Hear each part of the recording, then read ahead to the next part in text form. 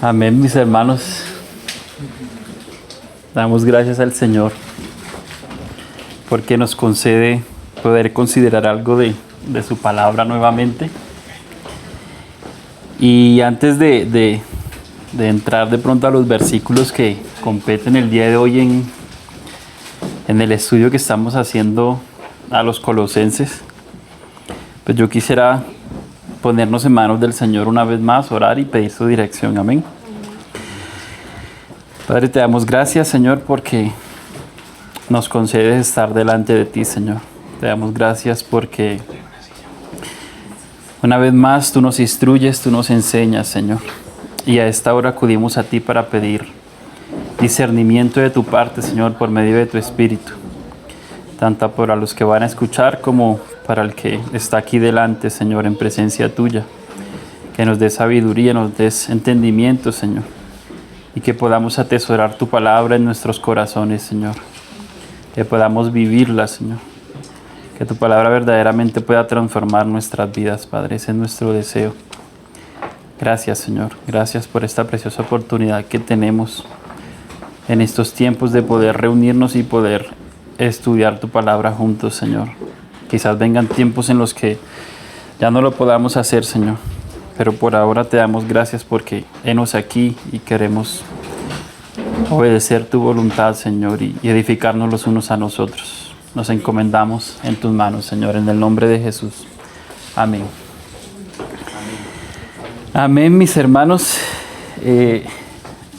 Avanzando en el estudio a los Colosenses, llegamos al capítulo 3 de la carta. Hace 8 días Manu cerraba en el capítulo número 2. Y ahora llegamos a un nuevo capítulo, ¿cierto? Y en la introducción de esta carta nosotros decíamos que por un lado esta carta es una carta totalmente pues apologética, que trata de defender la fe en nuestro Señor Jesucristo. Y por otro lado decíamos que esta carta tenía como dos divisiones, ¿cierto? Del capítulo 1 y 2, Pablo como que exalta esa obra preciosa del Señor y los beneficios que nosotros tenemos en esa obra que Cristo hizo a favor nuestro en la cruz, ¿cierto? El primero dice, o eleva al Señor en un lugar pues de autoridad, en los capítulos 1 y 2. Y en los capítulos 3 y 4, Pablo va a dar mandatos a la iglesia de cómo ahora nosotros debemos vivir conforme a esa obra que Cristo ya hizo a favor de nosotros. Amén. Y esta porción de la palabra que vamos a considerar el día de hoy es como un puente entre lo que ya Pablo dijo en los capítulos 1 y 2 y lo que va a empezar a decir ahora en los capítulos 3 y 4. Es como, no sé, una puerta pues en base a lo que han escuchado, ahora ustedes deben vivir de esta manera, ¿cierto? Es como lo que él va a decirnos en esta parte, ¿cierto? Él levanta a Cristo, él muestra la consecuencia de Cristo y su obra, ¿sí? Por medio de la cual nosotros tenemos perdón de nuestros pecados, ¿cierto? Y una seguridad en la salvación que él ganó a favor de nosotros. Amén.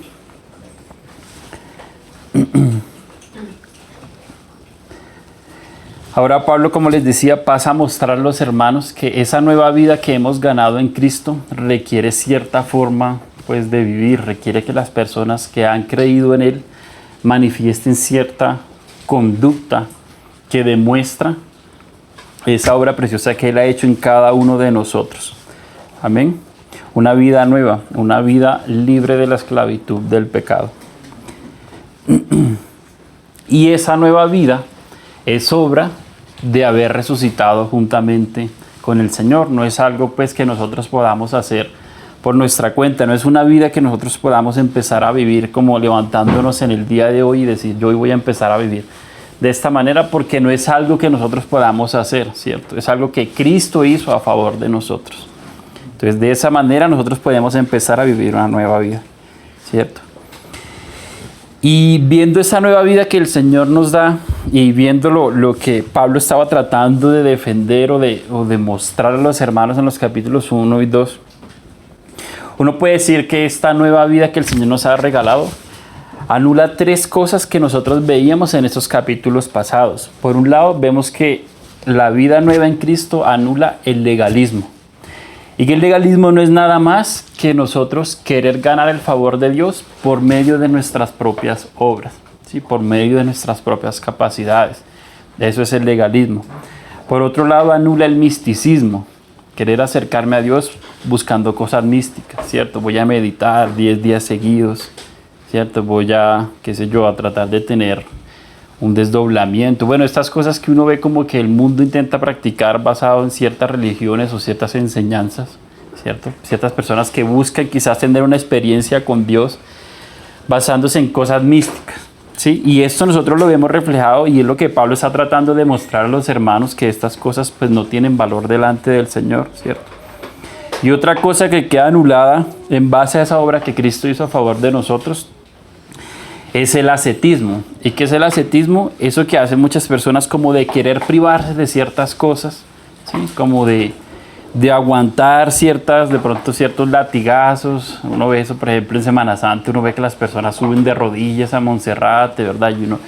Y como que tratar de castigar el cuerpo como para ganarnos el favor de Dios. Quizás si yo hago esto, Dios, no sé, me va a conceder el deseo que yo tengo, me va a prosperar en cierta cosa, ¿cierto? Eso es el ascetismo, pero Pablo en esos capítulos 1 y 2, él está tratando de mostrar a los hermanos, mis hermanos, eso no tiene valor delante del Señor, ¿sí? Lo único que debe tener valor para ustedes es la obra preciosa de Cristo en la cruz. Por eso él exalta al Señor, él pone primero una base antes de poder demandarle a los hermanos realizar ciertas cosas o conducirse de cierta manera. Porque si Él los manda a hacer estas cosas, quizás los hermanos o que lo hubieran hecho, ¿cierto? Y quizás nosotros lo podemos hacer, pero lo haríamos quizás para buscar el favor de Dios basado en nuestra propia manera de ver las cosas, por decirlo de alguna forma, ¿cierto? No entendiendo que si nosotros hoy podemos manifestar una conducta diferente, es porque el Señor Jesús pagó por nosotros y nos ha traído de la muerte en la que estamos a vida, ¿cierto? Y aunque estas cosas pues parecen buenas en sí mismas, ¿sí? Porque uno podría pensar que, digamos, el cohibirse de ciertas cosas pues pueden ser buenas hasta cierto punto. Pero estas tres cosas que yo les acabo de leer, lo que es el legalismo, el misticismo y el ascetismo, tienen una cosa en común, y tienen una cosa en común para los hermanos de Colosas, y es que hacían ver a Jesucristo como un Dios incompleto e imperfecto, incapaz de cumplir o de satisfacer todo lo que Dios demandaba en ese momento y que Él hizo a favor de nosotros. Entonces los hermanos allí no comprendían del todo que la obra de Cristo en la cruz era totalmente completa y era lo único que ellos necesitaban para poder acercarse confiadamente al Señor, para poder recibir eso que Dios había entregado por nosotros, ¿cierto? Todas las cosas que el Señor nos quiere dar, sino que ellos, aún en ese tiempo, ellos como que no habían comprendido eso y trataban de agregarle a la obra de Cristo cosas por su propia cuenta. ¿Sí? Entre esas cosas, pues estas que les acabo de mencionar, ¿cierto? Y Pablo en este capítulo pues intenta demostrar que estas cosas, hermanos, y eso lo ve uno hoy día incluso, muchas veces cuando nosotros nos esforzamos en nosotros mismos, ¿cierto? En uno decir, voy a hacer esto, voy a intentar, qué sé yo, levantarme más temprano, bueno, voy a hacer ciertas cosas, esas cosas que uno a veces intenta hacer sin tener en cuenta la dirección del Señor, muchas veces lo que hacen es agobiarlo más a uno, ¿cierto? Y muchas veces lo que hacemos es que nos deprimimos, porque muchas veces cuando vemos que esas cosas no alcanzan el objetivo que nosotros estamos pensando que deberían alcanzar, eso lo que hace es como muchas veces incluso apartarnos de Dios, porque, yo tanto que me he esforzado, ¿cierto? Si yo he hecho esto y yo soy tan bueno, ¿cierto? Si yo siempre, Señor, mírame que yo no me porto mal, mírame que tal cosa. Y cuando nosotros vemos que quizás esas obras que nosotros estamos haciendo basados en nosotros mismos no alcanzan a cumplir o no llegan al punto de quizás la perfección que nosotros estamos buscando, ¿qué hacemos? Nos afligimos, nos deprimimos, ¿cierto? ¿Y qué hacemos muchas veces? La tomamos o levantamos represalias contra el Señor. Señor, pero ¿por qué no me respondes? ¿Sí? ¿Por qué las cosas no salen como yo quiero? Si yo he hecho tantas cosas por ti, Señor, ¿cierto? Y eso es lo que Pablo está tratando de decir a los hermanos, mis hermanos.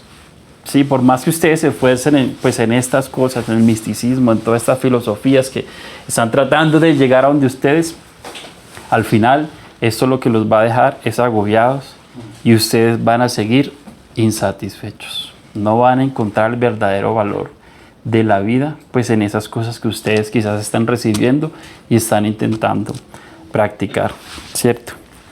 Pero mi hermano, entonces si no es así, ¿cómo es?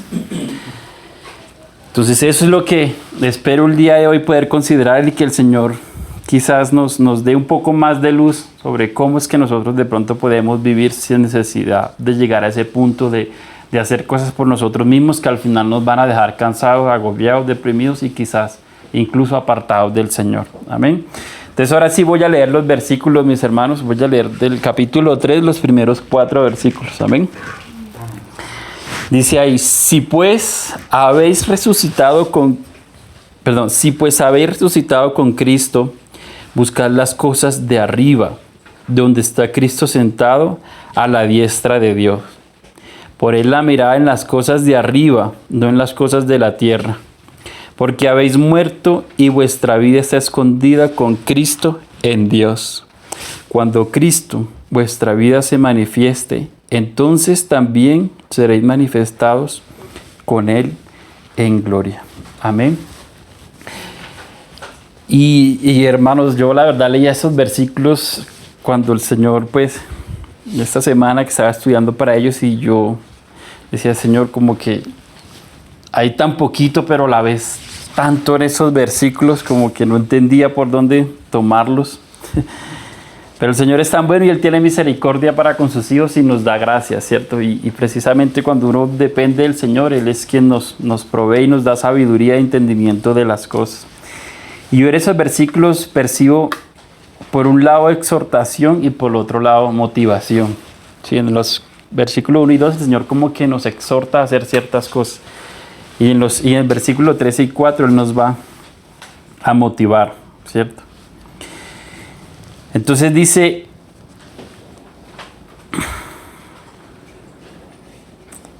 bueno, antes de entrar a considerar lo que sí son las cosas de arriba, yo quisiera como hacer un ejercicio que es primero como ver qué no son. ¿Sí? Muchas veces antes de uno decir que es algo, quizás decir lo que no es, lo aclara un poco, ¿cierto?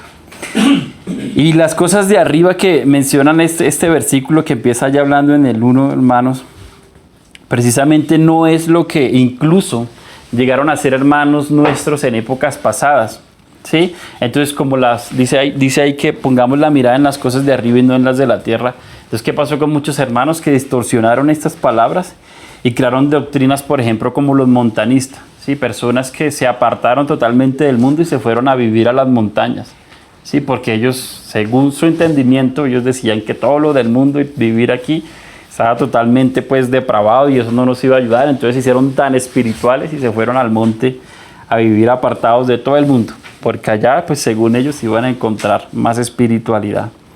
Pero eso no es lo que Pablo nos va a decir acá, ¿cierto? Porque Jesús mismo dijo, no te pido que los quites del mundo, sino que los guardes, ¿cierto? Dijo el Señor.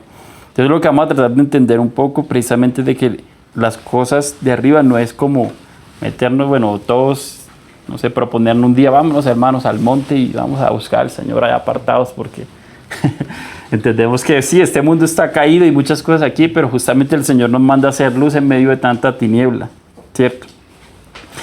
Entonces, esas no son las cosas de arriba. Y el hombre a veces hace cosas que uno pudiera pensar que tienen cierto tinte espiritual, ¿cierto? Hay un hombre en la India que se llama Amar Braharit. Y este hombre en 1973, en pos de la paz mundial, decidió levantar su brazo derecho. Y desde 1973 lo ha mantenido allí. El día de hoy el brazo de él ya está totalmente pues seco, no tiene movilidad ni nada. Pero lo hizo como en símbolo de protesta y en símbolo de decir pues que debíamos unirnos, ¿sí? Y uno puede pensar que eso realmente tiene un tinte espiritual.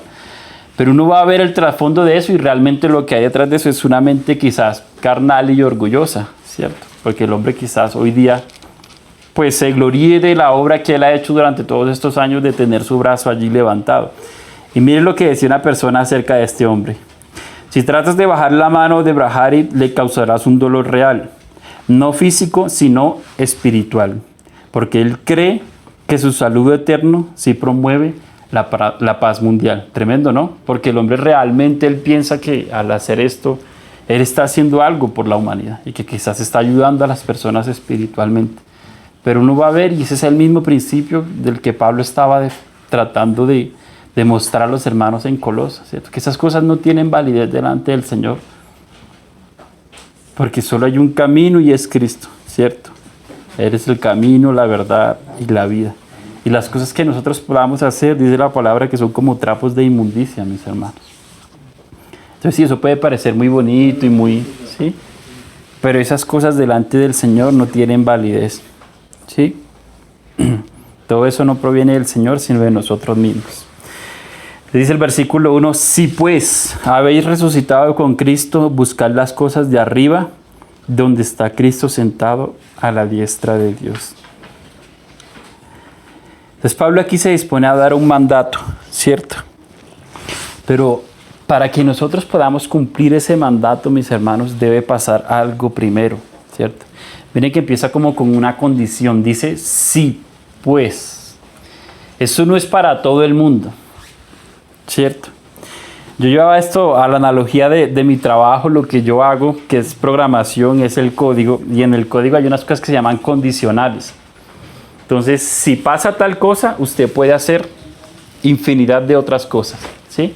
Pero si no se cumple esa mera condición que quizás ocupa solo una lineecita, así de ahí para abajo hayan 1.000.000 de líneas más, si no puede entrar, si eso no se cumple, usted nunca va a poder ejecutar ese otro 1.000.000 de líneas que haya hacia abajo, por más ganas que usted tenga, si no cumple esa condición inicial, ¿cierto? Y eso es lo que está Pablo queriéndonos decir acá.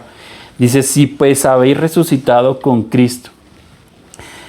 Y entonces esto me lleva a pensar quiénes son los que resucitaron, ¿cierto? Y cómo resucitaron. Y miren lo que dice el versículo 21 del capítulo 1. Dice, y a vosotros también, que erais en otro tiempo extraños y enemigos en vuestra mente, haciendo malas obras, ahora os ha reconciliado en su cuerpo de carne por medio de la muerte, para presentaros santos y sin mancha e irreprensible delante de él. Y si pues habéis resucitado, es decir, que para que nosotros hayamos resucitado, primero que tuvo que haber pasado, tuvimos que haber muerto, ¿cierto? Si no, pues no vamos a resucitar, porque es la condición que Pablo está colocando acá. O sea, para resucitar primero tuvimos que haber muerto. ¿Y cómo murimos? Ahí lo acabamos de leer en el versículo 22. En su cuerpo de carne por medio de la muerte, para presentaros santos y sin mancha, ¿cierto? Entonces, si nosotros vamos a poder hacer estas cosas que Pablo está pidiendo, demandando de nosotros aquí en adelante, nosotros primero tenemos que haber cumplido esta condición que él está demandando, ¿sí? Y ahora se nos van a abrir muchos beneficios a aquellos que hemos muerto con Cristo, a aquellos que hemos sido levantados, ¿cierto? Pero entonces pasa muchas veces que sabiendo eso nosotros nos quedamos como corto de entendimiento, mis hermanos.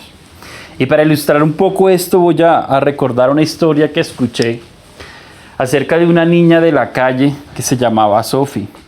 Y Sophie fue adoptada por una familia, ¿sí? Y cuando ella llega a su casa, ella llega un poco tímida, ¿sí? Y ella intentaba no tocar nada, no mover nada, porque aunque había sido adoptada, ella no podía captar y comprender que esas cosas de esa casa ahora le pertenecían a ella. Cuando ella entra a su cuarto y ve ese cuarto lleno de juguetes, Sophie no se atreve a tocar ninguno, porque así como ella no tocaba ninguna otra cosa, ella no podía entender, su mente no era capaz de comprender que esos juguetes le pertenecían. Cuando ella bajaba a comer, Sophie escondidamente guardaba comida, ¿sí?, en sus bolsillos y las metía en su habitación, porque ella, como venía de la calle, ¿sí?, no sabía si el día de mañana iba a haber otra oportunidad para comer, iba a haber pan disponible para poder satisfacer su hambre, ¿cierto? Y ella intentaba llorar, pero no lo podía hacer porque digamos que en la vida que ella había vivido le intentaron siempre como reprimir esos sentimientos. ¿Y por qué les cuento esto, mis hermanos? Porque Sofía, así como nosotros muchas veces somos, ¿sí? Aún vivimos, aunque hemos sido adoptados no como hijos bastardos, aún vivimos como si fuéramos hijos de la calle. El Señor hizo su obra maravillosa por nosotros, nos trae una vida nueva y nosotros muchas veces queremos vivir o seguir viviendo ahora en Cristo de la manera en como vivíamos antes. ¿Cierto? Pero dice la historia de Sofía también que una noche, pasado un año, ella entró a la habitación donde estaba su mamá porque estaba teniendo un mal sueño. Y su mamá dice, es algo hermoso, porque ella ahora ya puede venir confiadamente donde mí, se recuesta sobre mi pecho y me dice, te amo, mamá. Así nosotros deberíamos hacer con el Señor, hermanos.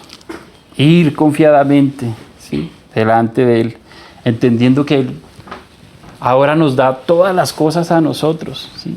Y nosotros muchas veces vivimos como mendigos en este mundo, ¿sí? Buscando las cosas de acá, mirando a ver si guardamos para mañana, porque quizás mañana no haya, ¿cierto? Cuando el Señor ha prometido guardarnos, ¿cierto? Darnos todo. No os preocupéis por el día de mañana, no os afanéis, dice nuestro Señor. Pero a veces como que nos cuesta creer estas palabras, ¿cierto? Como que creemos más en nuestras capacidades y nuestras formas de hacer las cosas que en lo que el Señor nos ha revelado. Amén.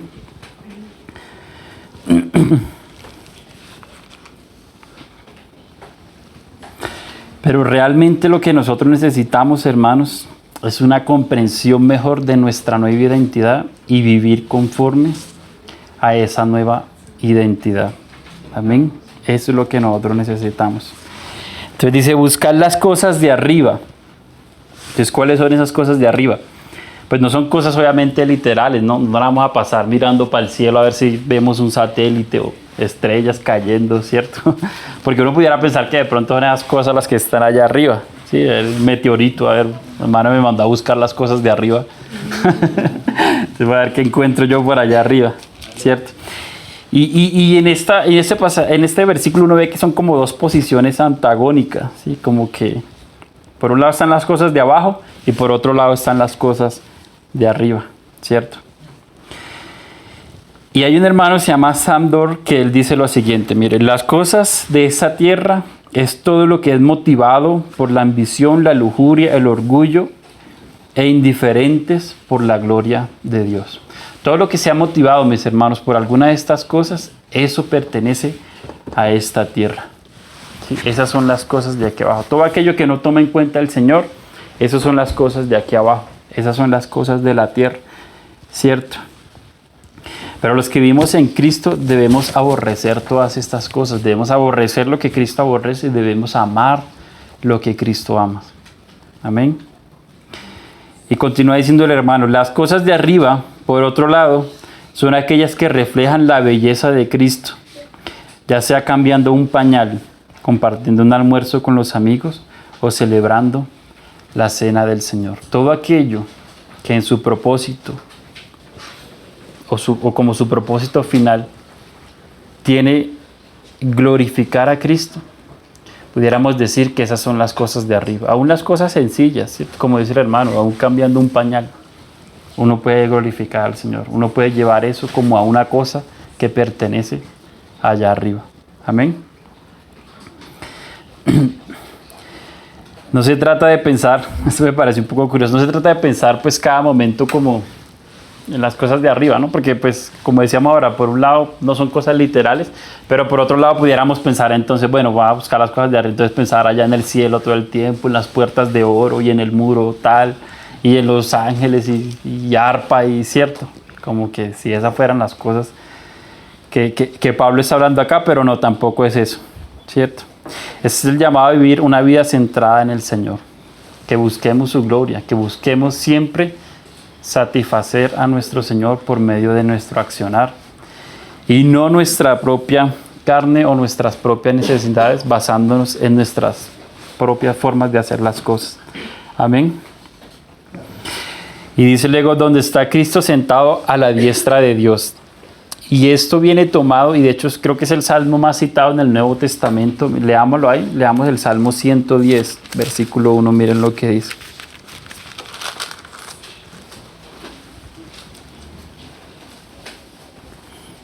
Salmo 110, versículo 1.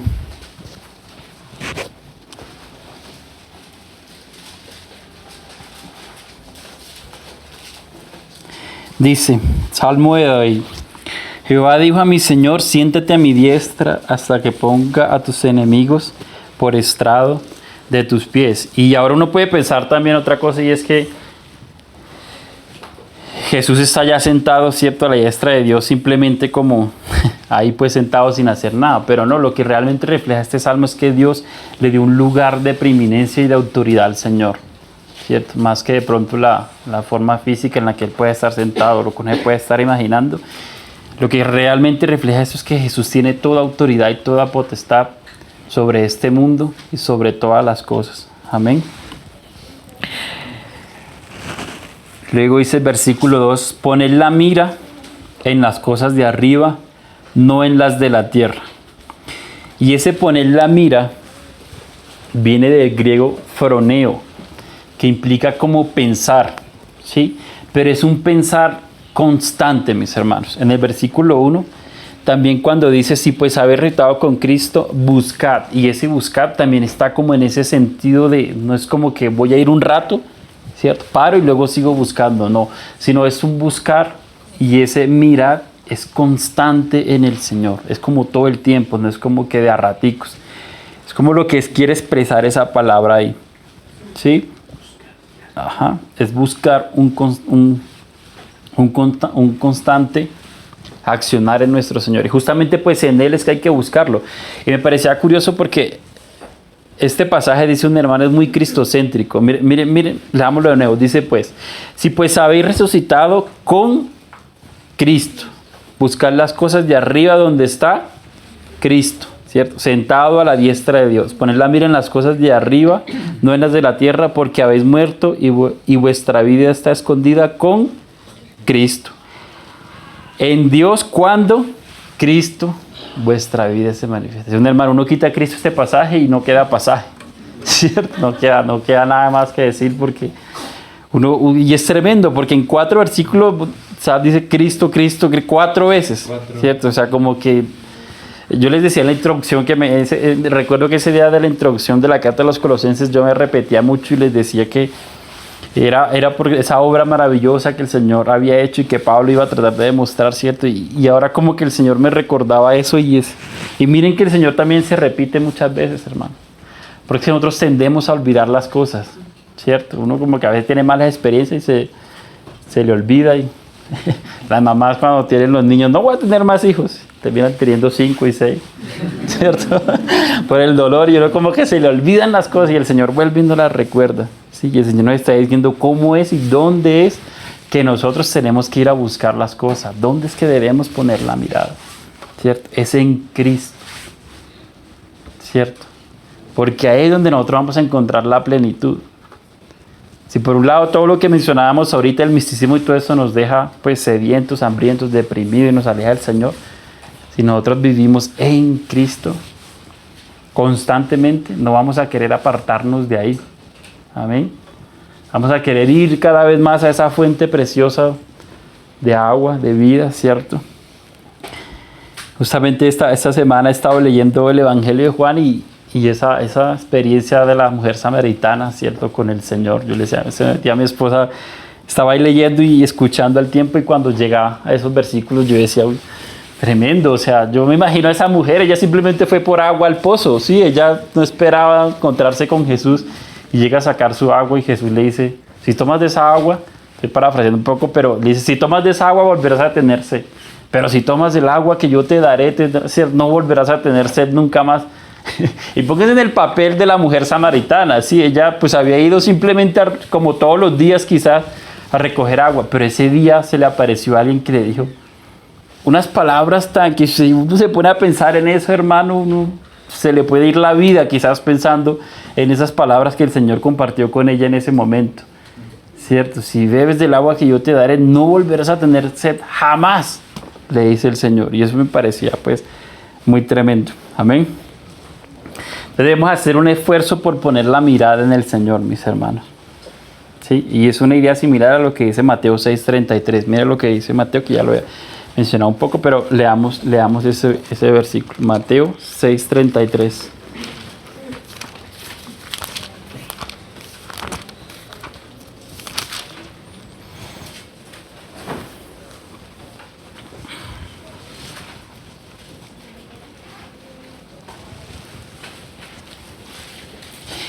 Dice: mas buscad primeramente el reino de Dios y su justicia, y todas estas cosas os serán añadidas. Así que no os afanéis por el día de mañana, porque el día de mañana traerá su afán. Basta a cada día su propio mal. Amén. No debemos preocuparnos tanto por qué debe venir, cómo lo vamos a hacer, ¿cierto? Sino por vivir en aquello, vivir pensando en aquello que tiene un valor eterno, mis hermanos. En eso debería estar ocupada nuestra mente. Amén. Aquello que nos hace parecernos cada día más a nuestro Señor, porque realmente ese es el propósito de cada cristiano, ¿no? Cuando uno ve un cristiano que no está buscando cada día ser más como Cristo, quizás uno debería cuestionarse si realmente esa persona es cristiana. ¿Sí? Si quizás de pronto está pensando más en hacer negocios, incluso dentro de la misma iglesia, porque uno ve eso, ¿cierto? Hoy día tantas cosas que uno debe cuestionar si esa persona realmente se ha nacido de nuevo y si realmente está viviendo para el Señor. Amén. ¿Qué estamos persiguiendo, hermanos? ¿Sí? ¿Cuáles son nuestros sueños, nuestros anhelos? ¿Cierto? ¿Están en Cristo o están fuera del Señor? Porque incluso a veces nosotros, incluso aquí mismo en la iglesia, podemos hacer cosas motivados no para el Señor, sino motivados por nosotros mismos. Uy, voy a ir para que los hermanos vean que yo siempre voy. ¿Sí? No voy a faltar. ¿Sí? Voy a disponerme en mi casa, qué sé yo, para que los hermanos vean que yo siempre estoy a disposición. ¿Sí? Y quizás no estamos haciendo eso para la gloria de Dios, no con un corazón sincero delante de Él, sino para que simplemente los demás vean que yo soy dispuesto, ¿cierto? ¿Y qué va a haber uno detrás de eso? ¿Cuál es el principio? Lo mismo. De lo que Pablo está tratando de guardar a los hermanos, una mente orgullosa, una mente carnal, ¿cierto? Y hemos entendido que aún haciendo estas cosas, ¿sí?, dentro de la misma iglesia, pero si no la hacemos centrada en Cristo y en darle la gloria al Señor, es como si realmente estuviéramos viviendo o haciéndolas como cualquier otra persona del mundo, ¿cierto? Señor nos ayude a entender esto y a vivir de manera diferente. Amén. Debemos manifestar una conducta diferente. Miren lo que dice el capítulo 3, versículos 12 al 14. Miren lo que dice Pablo. ¿Cómo es que lo debemos hacer? Capítulo 3, del 12 al 14 dice: vestíos pues como escogidos de Dios, santos y amados de entrañable misericordia, de benignidad, humildad, de mansedumbre, de paciencia, soportándonos unos a otros y perdonándonos unos a otros. Si alguno tuviera queja contra otro, de la manera que Cristo perdonó, así también hacedlos vosotros. Sobre todas estas cosas, vestidos de amor, que es el vínculo perfecto. Ese debe ser nuestro obrar, ¿cierto? Y Gálatas 5:22 menciona cuáles son los frutos del Espíritu, ¿cierto? También de cómo debe ser nuestro accionar, qué es lo que debemos nosotros manifestar. Amén. Una frase que dice: piensas en lo que amas. Si piensas en lo que amas, buscas aquellos en lo que piensas, ¿cierto? Y eso hacemos nosotros. Pensamos en lo que amamos y eso es lo que vamos a buscar. ¿Qué estamos amando nosotros? Amamos cada día más la palabra, amamos cada día más el orar, amamos cada día más el entregarnos por nuestros hermanos para glorificar a nuestro Señor. ¿O estamos más amando las cosas de esta tierra cada día más? Amamos más que estoy prosperando, amo más que he sido, ascendido en mi trabajo, amo más, tantas cosas, ¿cierto? ¿Qué estamos amando? ¿Dónde tenemos nuestra mente puesta? Señor nos ayude. Y me preguntaba por qué muchas veces nosotros, aún conociendo al Señor, pues hacemos esto, manifestamos estas conductas, ¿cierto? ¿Y saben por qué, mis hermanos? Porque a nosotros como seres humanos nos gusta el placer. Y si hay algo que tiene el pecado, es que el pecado es placentero, ¿cierto? Y si hay algo que nos gusta aún más o que lo complementa al placer, es que sea rápido, ¿cierto? Porque una empresa como Amazon ha tenido tanto éxito. Porque ellos garantizan que si usted compra un pedido hoy, se lo entregan el día de mañana o 2 días, ¿cierto? Y eso no lo han podido hacer otras empresas. Y eso es lo que busca el ser humano, ¿sí? Que todo sea rápido, que todo sea ya y que todo pues me traiga placer. Eso es lo que causa el pecado. Y uno ve nuestra sociedad y nuestra sociedad está sumergida en estas cosas, ¿sí? Voy a ir para tal lado, pero ya. Quiero esto, pero lo quiero ya. Quiero tal cosa, pero ya. Y todo es ya. Vivimos para el placer constantemente, vivimos para el pecado, para satisfacernos a nosotros mismos.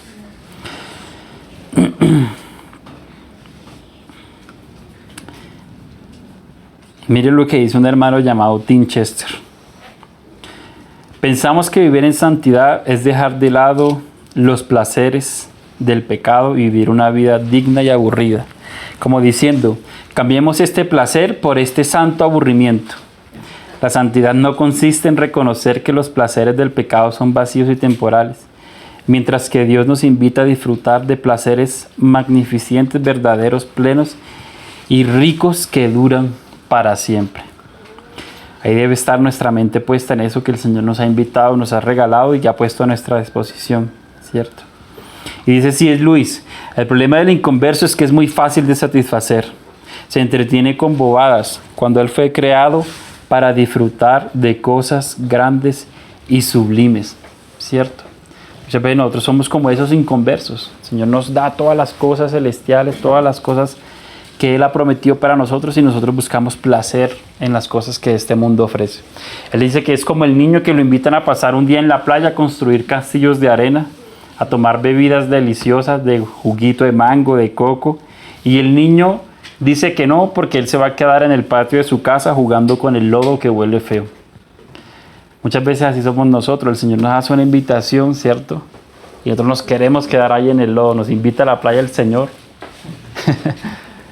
Y nosotros nos queremos quedar ahí en el patio de la casa donde todo está podrido. Quizás un barro que huele feo. Pero muchas veces es lo que nosotros buscamos, porque quizás eso produce un placer momentáneo. ¿Y por qué debemos hacer esto? Dice el versículo 3, porque habéis muerto y vuestra vida está escondida con Cristo en Dios. Amén. Si hay alguna razón es porque, mis hermanos, hemos muerto, hemos resucitado, ¿sí? Esas cosas viejas pasaron. Dice el Señor, he aquí yo hago todas las cosas nuevas. Debemos vivir de una forma diferente, ¿cierto? El creyente está unido a Cristo tanto en su muerte como en su resurrección. Vivimos para Él. Morimos para una vida nueva en el Señor. ¿Amén? Y de pronto, para aclarar un poco esto, pensaba en que, o sea, por un lado morimos a algo, pero ahora vivimos para algo mejor, ¿sí?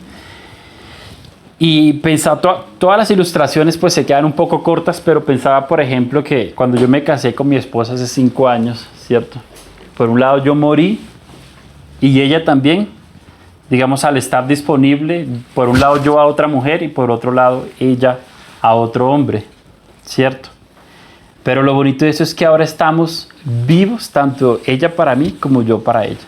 ¿Sí? Y quizás esto quede un poco corto lo que les quiero decir, pero es justamente lo que el Señor hizo con cada uno de nosotros. ¿Sí? Morimos a eso que éramos, a esa vida vieja, a esa vida donde vivíamos para nosotros mismos, centrados en los placeres, en todo aquello que nos causaba placer momentáneo, ¿cierto? Y ahora somos vivos para hacer todas estas cosas maravillosas que el Señor nos está invitando a hacer y a disfrutar. Porque sí, el Señor nos da mandato, pero también nos da infinidad de bendiciones, mis hermanos. Y yo creo que cada uno de nosotros puede dar testimonio de eso. De lo que éramos antes, ¿cierto? Esa forma de vivir que llevábamos a lo que somos ahora en Cristo. De cómo nuestra vida cambió realmente para bien, gracias a su obra maravillosa. Amén. Amén. De cierta manera, pues no vivimos ya para nosotros, sino para Él. Miren lo que dice Gálatas 2:20. Leamos ese versículo. Gálatas 2:20. Gálatas 2:20. Dice, con Cristo estoy juntamente crucificado. Y ya no vivo yo, mas vive Cristo en mí. Y lo que ahora vivo en la carne, lo vivo en la fe del Hijo de Dios, el cual me amó y se entregó a sí mismo por mí. Amén. Esa es nuestra nueva vida, ¿cierto? Y lo que dice Romanos 6:11. Veamos también ese pasaje. Romanos 6:11.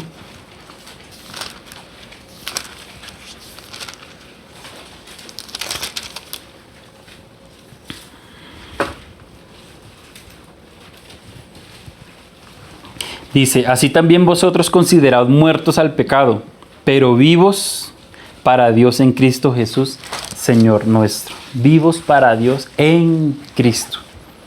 ¿Sí? En Él es que nosotros debemos ahora actuar y hacer todas las cosas, ¿cierto? Y dice el pasaje que nuestra vida está escondida en el Señor, ¿sí? Y esto escondido es como un misterio, hermanos. Cosas que quizás las personas que están a nuestro alrededor y que no han nacido de nuevo, no conocen al Señor, muchas veces ni siquiera alcanzan a comprender, ¿cierto? Porque como que ven que el cristiano padece, pero lo ven feliz, ¿sí? Ven que el cristiano sí se enferma y pasa por ciertas situaciones, pero su conducta no es como muchas veces actúa el mundo ante los problemas, ¿sí? El mundo muchas veces tiene problemas y ¿qué hacen? Se deprimen, buscan ayuda, no sé, psicológica, ¿sí? Y muchas veces la decisión final del mundo es optar por quitarse la vida, ¿cierto? Cuando ven que quizás no hay una salida ante ciertas cosas, ¿qué hacen? Prefieren como escapar y buscan una salida y optan por quitarse la vida, ¿cierto? Entonces eso es lo que el Señor hizo, esa obra maravillosa, y dice que nuestra vida está escondida en Él, y es un misterio para aquellas personas que no conocen a Cristo, como nuestro vivir, ¿cierto? Para ellos es como... Es raro, es como que esa gente es toda extraña, porque va a la iglesia siempre. Porque más bien no se quedan aquí haciendo, qué sé yo, sí, vamos al bar, vamos, sí, porque están tan aburridos, son como que ellos no entienden, no, sí, es una vida escondida que solo los que estamos en Cristo comprendemos, ¿cierto? Y esas personas muchas veces no comprenden eso porque ellos no tienen ese regalo precioso que el Señor ha dado a nosotros. Amén. Y no solamente escondida, sino también guardada. Y iba a leerlo, pero ya Raulito, antes de iniciarlo, leyó, y es Romanos 8 del 35 en adelante, ¿cierto? El Señor guarda nuestra vida, dice ahí. ¿Qué pues nos separará del amor de Dios que es en Cristo Jesús? Tribulación o angustia. Bueno, y el Señor da una lista ahí, ¿cierto? Porque aparte de estar escondida, está guardada en el Señor. Sí, Él nos va a guardar, Él prometió que Él estaría con nosotros hasta el fin, ¿cierto? No solamente hoy y mañana, sino que aquellos que hemos nacido de nuevo por su gracia, vamos a estar con Él. Él nos va a estar guardando todo el tiempo. Amén. ¿Y para qué hacer esto, mi hermano? Miren lo que dice el versículo 4. Cuando Cristo, vuestra vida, se manifieste, entonces vosotros también seréis manifestados con Él en gloria. Ay, hermano, qué precioso, ¿no? El Señor nos manda a buscar las cosas de arriba, a poner nuestra mirada en Él, a confiar en Él, pero no simplemente por decirnos que lo hagamos, ¿sí? Sino que al final de todas estas cosas nosotros nos vamos a dar cuenta, después de haber hecho todo esto, cuán maravilloso y cuán precioso es. ¿Sí? Vamos a ser manifestados con Él, ¿sí? Vamos a compartir esa gloria con Él, ¿sí? Esa gloria que Él tuvo desde antes de la fundación del mundo. Seréis manifestados con Él en gloria, ¿cierto? Y hoy día quizás el mundo se mofe de nosotros, hermano. Y a veces uno quizás se desanima, ¿cierto? Porque quizás uno comparte la fe, quizás uno hace ciertas cosas y uno ve que el mundo es como una piedra dura que no reciben. Pero va a haber un día, hermanos, en que todas esas personas que desecharon al Señor y nos desecharon a nosotros se van a arrepentir. Y quizás ya sea demasiado tarde para ellos, ¿cierto? Y tristemente. Pero el Señor, por otro lado, nos dice a nosotros que si hacemos estas cosas en Él, que Él nos ha mandado a hacer, vamos a ser manifestados con Él en gloria. Eso debería ser motivo suficiente para nosotros para seguir perseverando, mis hermanos. para no dejarnos afligir por estas cosas que el mundo puede decir de nosotros. Amén. Y ya para concluir, voy a de pronto también no sé si una ilustración, pero algo que está en el libro de la Odisea de Homero. Cuenta que Ulises, él debía hacer un viaje, ¿sí?, a encontrarse con Penélope, que era como su amada, a la isla de Ítaca. Y en ese viaje, Circe, que era como una hechicera, le hace una advertencia. Él le dice: Ulises, tú vas a tener que pasar por la isla de las sirenas. Y las sirenas cantan un canto tan bonito, ¿sí?, tan melodioso, que atrae a los hombres, hacen que se desvíen de su rumbo y terminan encallados contra los arrecifes de esta isla donde están las sirenas. Y una vez allí, ellas bajan y terminan de matar pues a los sobrevivientes, ¿cierto? Ulises, en su necesidad de satisfacer su curiosidad, se le ocurre un plan tremendo. Él le pone cera a sus marineros en los oídos y pide a ellos que lo amarren al mástil del barco. Y les dice: por más que yo les ruegue a ustedes que me suelten cuando estemos pasando por allí, no se les ocurra soltarme por más palabras que yo les pueda decir. ¿Sí? Porque él quería escuchar eso, pero pues no quería morir. Eso es legalismo, mis hermanos. Y eso es lo que nosotros muchas veces hacemos y nos exponemos, ¿cierto? Yo voy a probar a ver, porque yo creo que yo aquí, con este método, yo creo que no me va tan mal, ¿cierto? Voy a intentar a ver, ¿cierto? O sea, muchas veces hacemos eso nosotros, ¿sí? Voy a probar un poquito, porque yo estoy firme, porque yo tal cosa, ¿cierto? Y dice la historia que había otro hombre llamado Orfeo. Y dice que Orfeo encontró una manera diferente para, digamos, no caer en las garras de las sirenas. Dicen que el canto de ellas era sublime, pero Orfeo pasó por allí y ¿qué hizo él? Cantó un canto más sublime y más bonito aún que el de las sirenas, al punto que opacó el canto de ellas y no los pudieron atraer. Eso debemos hacer nosotros, mis hermanos.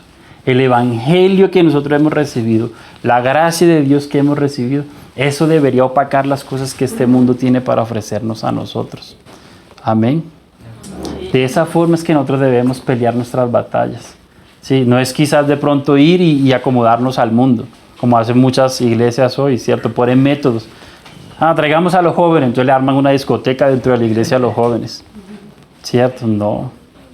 La Biblia no, pues que yo haya leído, yo nunca he encontrado que Pedro o Pablo ahí en Hechos de los Apóstoles le dijera a Lucas: bueno, préndele ahí el humo y pongamos música para que la gente, ¿cierto?, se sienta cómoda, se sienta.